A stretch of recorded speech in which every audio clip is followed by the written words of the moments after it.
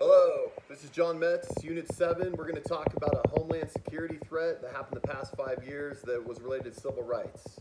I picked the Buffalo shooting because this event 100% was racially motivated and was an act of domestic terrorism. The threat or event basically occurred on May 14, 2022. 18-year-old Peyton Gendron entered the parking lot of a Buffalo store called Tops Friendly Market and began opening fire on civilians. In this actual incident, 13 people were shot, 10 were killed. What's unique about this incident is that Peyton was live streaming it on Twitch. I chose this incident because I actually watched the Twitch video, and it was absolutely horrific. He opened fire, relentlessly killing many people, and it shows it in graphic detail. I believe this is a civil rights issue because, again, it was racially motivated. Mr. Gendron, the suspect, created and basically enacted an act of domestic terrorism. He considers himself a white supremacist fighting against a white genocide in this country. He was against African Americans. He has rhetoric online against Jews and immigrations and certain immigrants. He's very active on social platforms, and he was someone who basically wanted to create an act of terror to show his views and beliefs, and that's exactly what he did. When you watch the actual video, he goes through the store murdering mostly African American people. At one point, he points his weapon at a white individual and says, "Sorry," and then moves on and kills another African American. That there, in my opinion, is absolutely proof that this was racially motivated.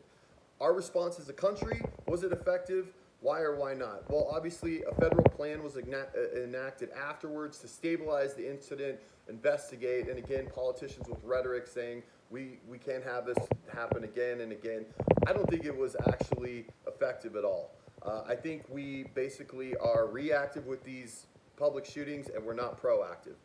Case in point, I retrieved from the New York Times 2022 article. It says, New York's so-called red flag law took effect in 2019, allowing judges to bar people believed to be dangerous from possessing firearms. Yet Peyton, the suspect, the 18-year-old accused of killing the 10 people, was able to buy an assault rifle despite being held or a history of being held for mental health evaluation crises as well as threatening remarks at his high school. The red flag laws failed. How can we learn from this incident? Well, we can pass legislation to help with the red flag laws, which we did in this June, basically this bill, the Bipartisan Safer Communities Act. It essentially gave $750 million to help states implement and run crisis intervention programs. I don't think it's enough. I think we're tying our shoe before we're running a marathon. Quoting the Time magazine article from Bennett 2022, immediately after the shooting, Biden, quote, called on Congress to pass legislation to require background checks for all gun sales, ban possession of firearms without serial numbers, block the sale of assault weapons and high-capacity magazines, and strip away liability protections from gun manufacturers. But so far, all we got out of those proposals was more money to help with red flag laws and some mental health. I don't think it's enough. I think we should learn more by actually airing the horror of the violence inflicted. After 9/11, we saw countless video clips of jumpers and the collapse and basically the murder of civilians. I think we should see more of that on our national media.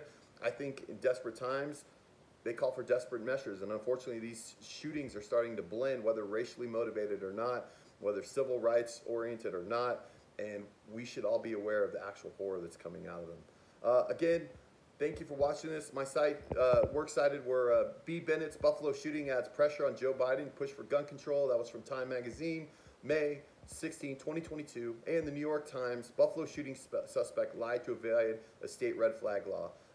That New York Times article was published May 16, 2022. Thank you for watching. Bye.